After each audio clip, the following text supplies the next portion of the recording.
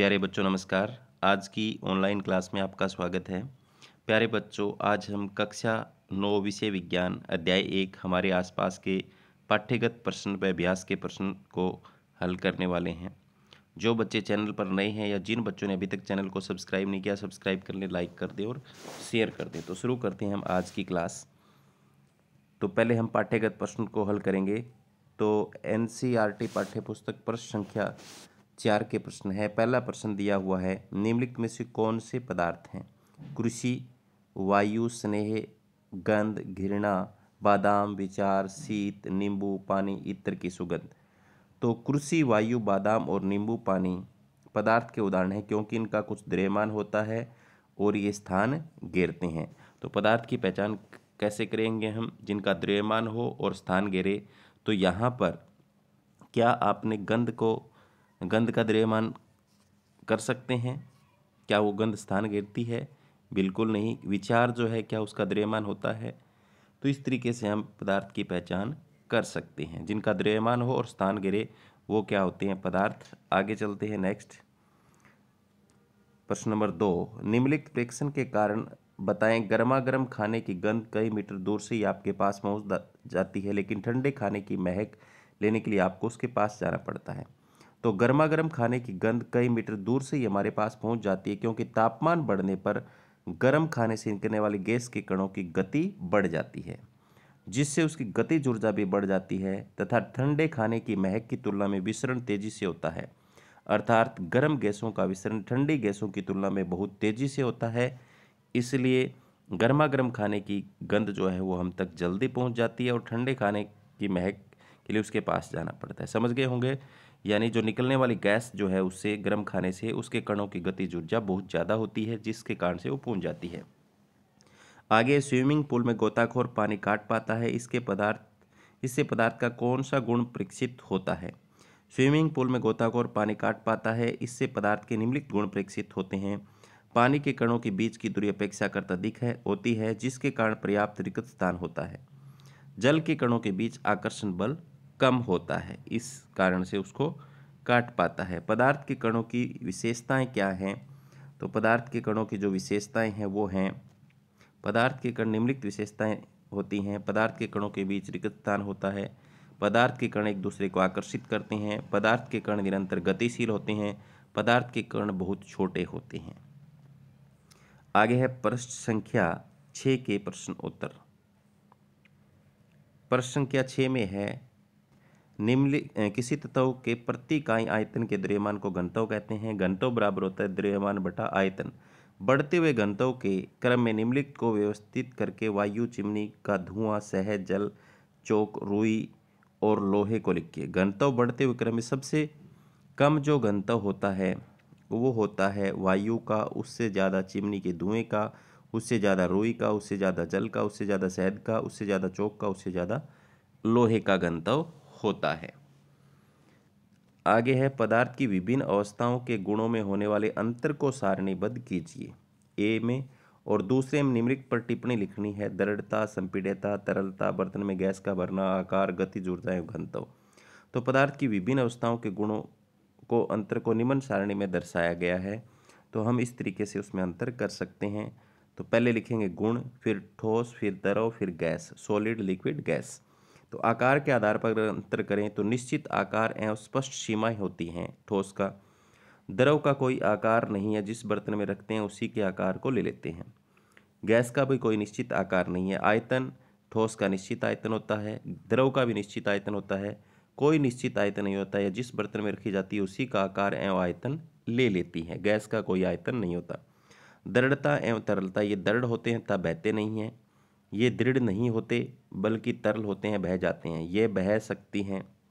कणों के बीच आकर्षण बल सबसे अधिक होता है ठोस में, ठोसों से कम होता है द्रव में। ठोस और द्रव दोनों से कम होता है गैस के अंदर, क्योंकि इसके कण बहुत ज़्यादा दूर दूर होते हैं। कणों की स्थिति, कण बहुत पास पास होते हैं ठोस में। द्रवों में कणों के बीच की दूरी ठोस से ज़्यादा अर्थात पर्याप्त रिक्त स्थान होता है। कणों के बीच की दूरी बहुत अधिक होती है गैस में। रिक्त स्थान अर्थात ठोस और द्रव दोनों से ज़्यादा होता है। संपीड़ितता, ठोस की नगण्य होती है, संपीडनीय होते हैं। द्रव थोड़े ठोस से ज़्यादा होते हैं, अत्यधिक संपीडनीय होते हैं। विसरण, एक ठोस पदार्थ दूसरे ठोस पदार्थ के साथ विसरित नहीं होता, यानी विसरण नहीं होता ठोस के अंदर। द्रव में ठोस तथा गैसों का विसरण होता है। गैसों का अन्य गैसों के साथ विसरण तीव्रता के साथ होता है। तो ये अंतर थे ठोस, द्रव और गैस में। आगे है निम्नलिखित पर टिप्पणी लिखें। तो टिप्पणी में क्या है देखो, पहले लिखनी है दृढ़ता। पदार्थ का वह गुण जो उसे बाह्य बल के विरुद्ध अपने आकार को बनाए रखने की चेष्टा करता है दृढ़ता कहलाता है। ठोस के कणों के बीच आकर्षण बल अधिक होता है, इसलिए दृढ़ होते हैं। द्रव और गैस दृढ़ नहीं होते, ये अपने आकार को बनाए नहीं रख सकते। संपीड़िता, पदार्थ के कणों के बीच रिक्त स्थान होते हैं। बाह्य दबाव बल के कारण ये कण समीप आ जाते हैं। पदार्थ के इस गुण को संपीड़िता कहते हैं, यानी दबाव लगाने पर कण पास पास आ जाएं तो इसे संपीड़िता कहेंगे। द्रव तथा गैस संपीडनीय है, गैस से सर्वाधिक संपीड़ित की जा सकती हैं। ठोस की संपीड़ितता नगण्य है, इसलिए इसका आकार एवं आयतन निश्चित होते हैं। इस गुण के कारण अत्यधिक आयतन की गैस को एक कम आयतन वाले सिलेंडर में संपीड़ित किया जा सकता है। इसके बाद में तरलता, पदार्थ के बहने की प्रवृत्ति को तरलता कहते हैं। द्रव तथा गैस से बहती है, इसलिए इन्हें तरल पदार्थ कहते हैं। ठोस बिल्कुल नहीं बहते, गैस सभी दिशाओं में बह जाती है। गैसों की तरलता द्रवों से अधिक है क्योंकि इनके कणों के बीच की दूरी अपेक्षाकृत बहुत अधिक है तथा आकर्षण बल कम है। बर्तन में गैस भरना, किसी बर्तन में गैस को आसानी से भरा जा सकता है क्योंकि इसके कण सभी दिशाओं में तीव्र गति से चलते हैं तथा बर्तन में पूर्णतः फैल जाते हैं। ऐसा इसके कणों के अत्यधिक ऊर्जा एवं नगण्य अंतरा आणविक बल के कारण होता है। आकार, ठोस पदार्थों में अधिक अंतरा आणविक बल होता है, इसलिए इनका आकार निश्चित होता है, जबकि द्रव तथा गैस उस बर्तन का आकार ग्रहण कर लेते हैं जिसमें उन्हें रखा जाता है, इनका आकार निश्चित नहीं होता। गतिज ऊर्जा, काइनेटिक एनर्जी, पदार्थ के कणों की गति के कारण उसमें ऊर्जा का आना गतिज ऊर्जा कहलाता है। गैसों में सर्वाधिक गतिज ऊर्जा होती है क्योंकि ये तीव्र गति से सभी दिशाओं में चलती है तथा कण तेजी से कंपन करते हैं। द्रव में गैसों से कम तथा ठोस में न्यूनतम गतिज ऊर्जा होती है। अब इसके बाद में घनत्व, किसी पदार्थ का घनत्व प्रति इकाई आयतन के द्रव्यमान के बराबर होता है। तो घनत्व बराबर होता है द्रव्यमान बटा आयतन। तो डेंसिटी बराबर मास अपॉन वॉल्यूम। तो सबसे ज़्यादा जो घनत्व होता है वो ठोस का होता है, उसके बाद में कम होता है द्रव का, उससे कम होता है गैस का। तो इसके बाद में आगे हैं प्रश्न नंबर 3, कारण बताइए। गैस पूरी तरह उस बर्तन को भर देती है जिसमें इसे रखते हैं, तो इसका कारण है गैसों के कणों की गतिज ऊर्जा अत्यधिक था, इसके बीच आकर्षण बल नगण्य होने के कारण ये सभी दिशाओं में तीव्र गति से विचरण कर सकती है। जिस बर्तन में रखी जाती है उसे पूरी तरह से भर देती है। आगे गैस बर्तन की दीवारों पर दबाव डालती है, तो गैसीय अवस्था में कणों की गति अनियमित और तीव्र होती है, इस कारण ये कण आपस में एक बर्तन की दीवार से टकराते हैं। बर्तन की दीवारों पर गैस कणों द्वारा प्रति इकाई क्षेत्रफल लगने वाले बल के कारण गैस का दबाव बनता है। आगे लकड़ी की मेज ठोस कहलाती है, तो इसका आंसर क्या होगा? लकड़ी की मेज ठोस कहलाती है क्योंकि यह एक दृढ़ वस्तु है जिसका आकार एवं आयतन निश्चित है, इसकी सीमाएं स्पष्ट हैं तथा इसके कण संपीड़ित नहीं होता, बहते नहीं है। सभी गुण दर्शाते हैं कि लकड़ी की मेज एक ठोस पदार्थ है। इसके बाद में हवा में आसानी से अपना हाथ चला सकते हैं, लेकिन एक ठोस लकड़ी से टुकड़े पर हाथ चलाने के लिए हमें कराटे में दक्ष होना पड़ेगा। तो हवा में आसानी से अपना हाथ चला सकते हैं क्योंकि हवा के कणों के बीच अत्यधिक रिक्त स्थान अर्थात कण बहुत दूर दूर होते हैं तथा कणों के बीच आकर्षण बल बहुत कम नगण्य होता है, इसलिए बहुत कम बाह्य बल से उसे हटा सकते हैं। जबकि ठोस लकड़ी के टुकड़े बिल्कुल पास पास बंधे होते हैं तथा मजबूत आकर्षण बल के कारण दृढ़ होते हैं, कठोर होते हैं, जिसे तोड़ने के लिए अत्यधिक मात्रा में बल प्रयोग करना पड़ता है, जैसा कि कराटे में दक्ष लोग करते हैं। आगे है सामान्यतः ठोस पदार्थों की अपेक्षा द्रवों का घनत्व कम होता है, लेकिन आपने बर्फ के टुकड़े को जल में तैरते हुए देखा होगा। पता लगाइए ऐसा क्यों होता है। बर्फ पानी के जमने से बनती है जिसकी संरचना में अत्यधिक रिक्त स्थान रह जाते हैं जो पानी में नहीं होते। यह पिंजरे की तरह संरचना बना लेती है जिसके कारण इसका आयतन उतनी ही मात्रा के जल से अधिक हो जाता है तथा आयतन के बढ़ने से घनत्व जल से भी कम हो जाता है, अतः बर्फ के टुकड़े जल में तैरते हैं। तो घनत्व कम होने की वजह से तैरते हैं, जिसका घनत्व कम होगा वो तैरेगा, जिसका ज़्यादा होगा वो डूबेगा। आगे है एनसीईआरटी पाठ्य पुस्तक प्रश्न संख्या 9 के प्रश्न। तो निम्नलिखित तापमान को सेल्सियस में बदलें। 300 केल्विन को और 573 केल्विन। केल्विन में तापमान 300 केल्विन है, तो अगर टेम्परेचर केल्विन है उसको सेल्सियस में बदलना है तो क्या करते हैं, 273 निम्नलिखित तापमान को सेल्सियस में बदलना है तो 273 माइनस करते हैं। तो यहाँ आप देख सकते हो सेल्सियस में तापमान ये लिखा 300 में से 273 माइनस किए कितना हो गया, 27 डिग्री सेल्सियस हो गया। यहाँ पर हमने माइनस किए देखो 300 डिग्री सेल्सियस होगा, आप सीधा याद रखें। तो केल्विन बराबर होता है टेम्परेचर सेल्सियस में प्लस में 273, ठीक है, प्लस में 273। यहाँ ये फालतू लगा हुआ है, फिर इधर लाएंगे तो एक घट जाएगा, ठीक है। आगे है निम्नलिखित तापमान पर जल की भौतिक अवस्थाएं क्या होंगी। निम्नलिखित तापमान पर जल की भौतिक अवस्थाएं क्या होंगी, 250 डिग्री सेल्सियस पर और 100 डिग्री सेल्सियस पर। हमें ज्ञात है कि जल का क्वथनांक 100 डिग्री सेल्सियस होता है, तो 250 डिग्री सेल्सियस जो कि क्वथनांक से काफ़ी उच्च है, तो इस ताप पर गैसीय अवस्था भाप में बदल जाएगी, वाष्प रूप में होगा। आगे है 100 डिग्री सेल्सियस द्रव तथा गैसीय अवस्था दोनों ही है, क्योंकि 100 डिग्री सेल्सियस पर जल उबलकर भाप में बदलने लगता है। इसके बाद में प्रश्न नंबर 3, किसी भी पदार्थ की अवस्था परिवर्तन के दौरान तापमान स्थिर क्यों रहता है। किसी भी पदार्थ की अवस्था परिवर्तन के दौरान ताप इसलिए स्थिर रहता है क्योंकि दी जाने वाली ऊष्मा उसके कणों के बीच आकर्षण बल को तोड़ने में प्रयुक्त हो जाती है। अतः इस प्रकार अवस्था परिवर्तन के दौरान दी गई ऊष्मा को गुप्त ऊष्मा, गलन की गुप्त ऊष्मा या वाष्पीकरण की गुप्त ऊष्मा कहते हैं। जैसे एक कटोरी में बर्फ डालकर हम गर्म करें, उसका टेम्परेचर नोट करें, तो उस पानी का तापमान तब तक नहीं बढ़ता जब तक वो बर्फ पूरी पिघल नहीं जाती। तो इसका मतलब क्या है, वो ऊष्मा कहाँ चली गई जो नीचे से हम दे रहे हैं, तो उसको तोड़ने में चलेगी, उसके कणों के बीच जो बल था, आकर्षण बल था। वायुमंडलीय गैसों को द्रव में परिवर्तन करने की कोई विधि सुझाइए। दाब को बढ़ाकर तथा तापमान को घटाकर वायुमंडलीय गैसों को द्रव में परिवर्तित किया जा सकता है। विधि है, एक सिलेंडर में वायुमंडलीय गैस भरकर इसे लगे पिस्टन से संपीड़ित करके तथा ताप को कम करके पदार्थ के कण समीप आ जाते हैं तथा द्रव में बदल जाते हैं। तो यहाँ पर हम पिस्टन दबा करके उसको द्रव में बदल सकते हैं। आगे है पृष्ठ संख्या 11 के प्रश्न, गर्म शुष्क दिन में कूलर अधिक ठंडा क्यों करता है। गर्म शुष्क दिन में वायु में नमी आर्द्रता कम होती है तथा तापमान अधिक होता है, जिसके कारण वाष्पीकरण की दर बढ़ जाती है। क्योंकि तापमान बढ़ने तथा आर्द्रता घटने से वाष्पीकरण की दर में वृद्धि होती है तथा हम जानते हैं कि वाष्पीकरण से शीतलता आती है, अतः कूलर्स के अंदर से ठंडी हवा कमरे में फैलकर ठंडक प्रदान करती है। आगे है गर्मियों में घड़े का जल ठंडा क्यों हो जाता है। तो इसमें भी वाष्पीकरण कारण होगा। घड़े में बहुत अधिक संख्या में छिद्र होते हैं तथा पानी बाहर रिसता रहता है तथा इससे वाष्पीकरण हो सकता है। इसी तरह मटके के ऊपर पानी बाहर आता रहता है। वाष्पीकरण में कम हुई ऊर्जा को पुनः मटके, घड़े और शेष बचे जल से वाष्पीकरण की गुप्त ऊष्मा के रूप में ले लेता है। यह प्रक्रिया चलती रहती है। चूंकि घड़े एवं जल से ऊष्मा अवशोषित होती है तब वाष्पीकरण होता है, इसलिए मटके का जल ठंडा हो जाता है, ठीक है। आगे एसीटोन या इत्र डालने पर हमारी हथेली ठंडी क्यों हो जाती है। तो एसीटोन, पेट्रोल या इत्र डालने पर हमारी हथेली इसलिए ठंडी हो जाती है क्योंकि इसके कण हथेली या उससे आसपास से ऊर्जा प्राप्त कर लेते हैं और वाष्पीकृत हो जाते हैं, जिससे हथेली पर शीतलता महसूस होती है। वाष्पीकरण के कारण शीतलता आती है। जब एसीटोन और पेट्रोल का वाष्पीकरण होगा तो हमारे शरीर से ऊष्मा ये लेंगे, जिससे शीतलता महसूस होगी। आगे है कप की अपेक्षा प्लेट से हम गर्म दूध या चाय जल्दी क्यों पी लेते हैं। ऐसा इसलिए होता है क्योंकि प्लेट की सतह का क्षेत्रफल कप की सतह के क्षेत्रफल से अधिक होता है।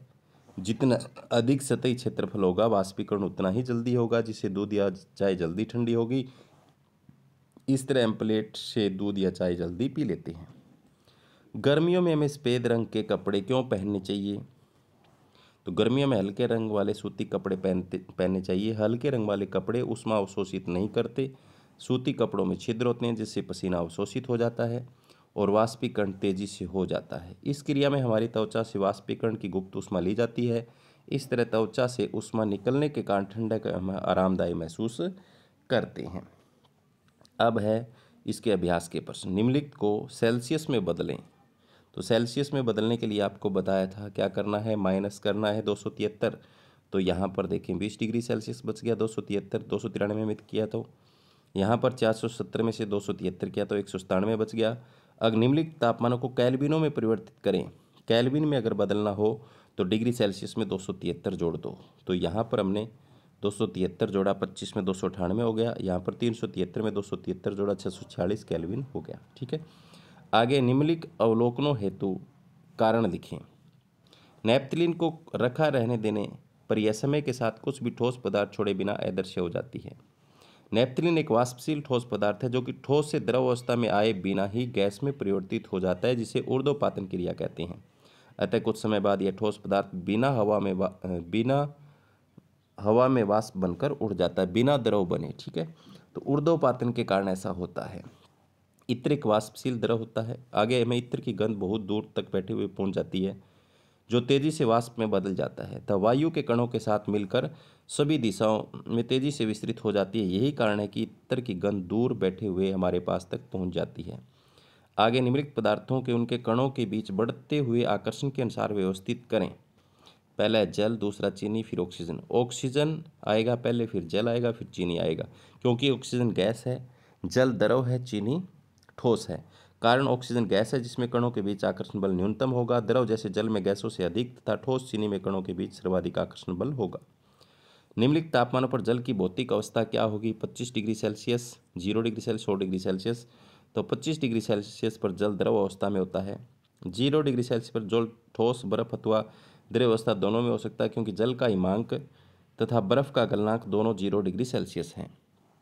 यानी 0 पर ही वो जमना शुरू करता है, 0 से थोड़ा ऊपर होने पर वो पिघलना शुरू कर देता है। 100 डिग्री सेल्सियस पर द्रवीय अवस्था या गैसीय अवस्था, वाष्पन दोनों संभव हो सकते हैं। तो जल का क्वथनांक जल वाष्प में परिवर्तित हो जाता है 100 से ऊपर होते ही। आगे पुष्टि हेतु कारण लिखें। जल कमरे के ताप पर द्रव है, लोहे की अलमारी कमरे के ताप पर ठोस है। जल कमरे के ताप पर द्रव है क्योंकि इसका हिमांक 0 डिग्री सेल्सियस तक, क्वथनांक 100 डिग्री सेल्सियस है। साथ ही इसका निश्चित आयतन है परंतु निश्चित आकार नहीं, इसलिए जल को जिस बर्तन में रखा जाता है उसी का आकार ले लेता है। आगे लोहे की अलमारी कमरे के ताप पर ठोस है क्योंकि इसका गलनांक कमरे के ताप से बहुत अधिक है। इसका आकार निश्चित एवं आयतन होता, निश्चित आकार एवं आयतन होता है, दृढ़ होता है, बहता नहीं है, इसलिए ठोस है। आगे 273 केल्विन पर बर्फ को ठंडा करने पर तथा जल को इसी ताप पर ठंडा करने पर शीतलता का अधिक क्यों होती है?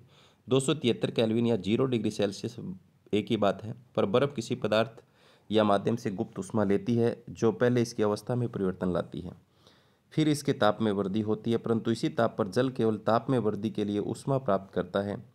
बर्फ के गलन या संगलन की गुप्त ऊष्मा 3.34 गुणा में 10⁵ जूल है, अर्थात प्रति इकाई किलोग्राम बर्फ को जल में बदलने के लिए पदार्थ से 3.34 गुणा में 10⁵ जूल ऊष्मा की आवश्यकता पड़ती है। इसलिए बर्फ अधिक शीतलता प्रदान करती है क्योंकि जल किसी प्रकार की गुप्त ऊष्मा नहीं लेता।